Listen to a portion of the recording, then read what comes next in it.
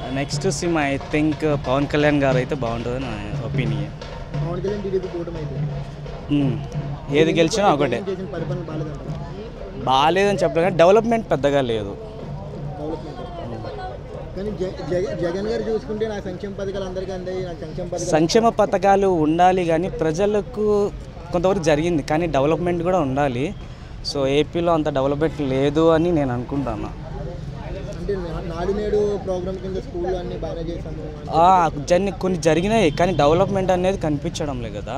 Development అంటే ఏ విధంగా కావాలి? సో డెవలప్మెంట్ అంటే ఇండస్ట్రీస్ రావడము, కంపెనీస్, సో రోడ్స్ సంథింగ్ అవన్నీ కనిపిస్తేనే డెవలప్మెంట్ ఉన్నట్టు కదా. సో లోపల ఇంకా అమ్మఒడి, నాన్నఒడులు ఇవన్నీ ఒక ఇంటి వరకే పోతాయి. కొన్ని జాబ్స్ అనేవి ఒక ఫ్యామిలీ బాగుపడుతుంది.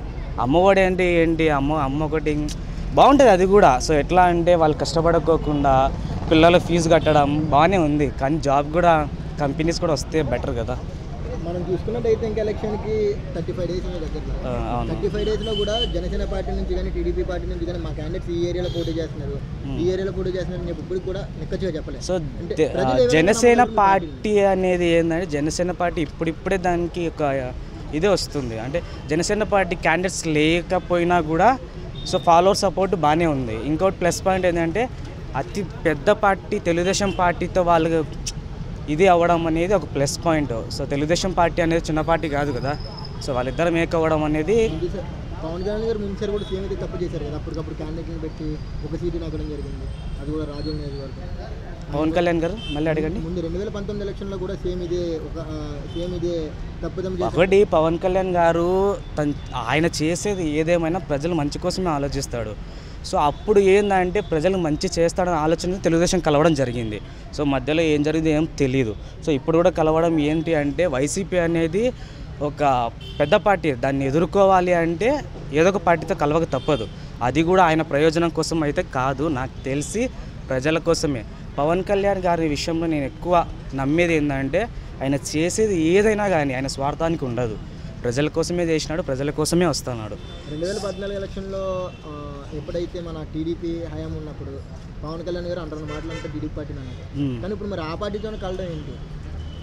సో లోపల రాజకీయాలు నాకు పర్సనల్లీ అయితే వాళ్ళు ఎందుకు కలుస్తున్నారు ఏంటి అనేది సో నాకు పెద్దగా ఐడియా లేదు. కానీ పవన్ కళ్యాణ్ గురించి పర్సనల్గా నా ఒపీనియన్ ఏంటంటే ఆయన ఏదైనా మాట్లాడాలి, చెయ్యాలి, కలుస్తున్నాడు, చేస్తున్నాడు అంటే కేవలం ప్రజల కోసమే ఉంటుంది.